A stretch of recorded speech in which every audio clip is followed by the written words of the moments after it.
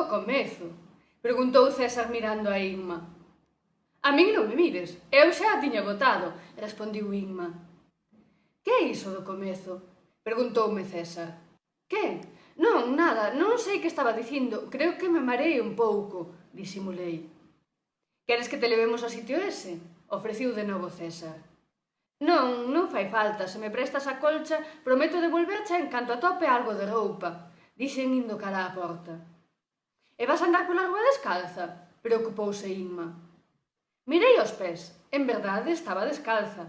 Mireina sen saber que dicir, chegando á porta, tendo ganas de marchar e de quedar. Inma ten razón, de aquí a vila hai uns kilómetros, non marches así.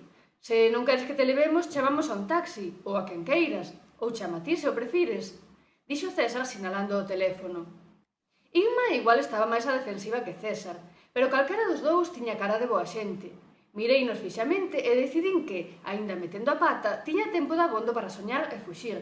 Ao final, o descontrol da miña habilidade érame útil. Eu vivía na cidade, comecei a contarlles. Noutro tempo, en realidade. Eles miráronse chamándome tola. Pasou algo neste tempo, creo, que cambiou completamente a vida, a organización, todo. Algo que fai que a xente teña unha ansia de poder fora do normal.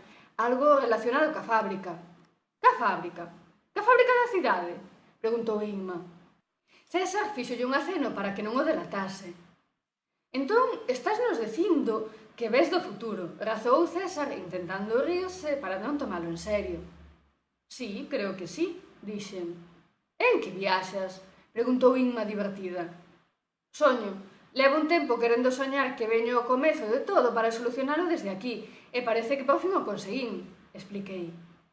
Miráronse. Desta trataban de non rirse. Xa, comezou César.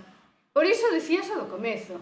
E, según ti, este é o comezo porque está todo como fora da cidade, dixen. Estás fora da cidade? Plantou César serio. Claro, dixen caendo da burra. Igual non era o comezo, non estaba na cidade, non podía sabelo. Aínda que a verdade é que a min parecerame que o era. Mireino. César mirábame desafiante. Ti quen és? Pregunteille. César, dixencho antes. Respondiu no mesmo ton desafiante da súa mirada. Xa, pero ela dixo que ti eras o seu xefe. De que xefe? Preguntei recuperando a miña suspicacia natural. César mirábame serio, Inma mirábao a él inqueda e a min con curiosidade. Sostinlle a mirada. César sorriu. Da fábrica, soltou Inma impaciente. Da fábrica, sorrín. Da fábrica, repetín en alto. Non me enganara, de verdade que chegara ao comezo de todo, estaba case segura. A min dixéronme que todo comezou cando se cambiou o suministro enerxético da fábrica, dixen. A César borrouselle o sorriso, de súpeto volviulle a sensación de pesar que lle oprimía o peito desde que aquel maldito informe aparecera enriba da mesa. Que lle pasa ao suministro novo? Preguntou César serio. Inma mirábanos con atención. Non sei, imaginei que aquí o podería averiguar, dixen. Para iso quería vir. Pois chegas tarde, dixo Inma. O acordo asinouse onte.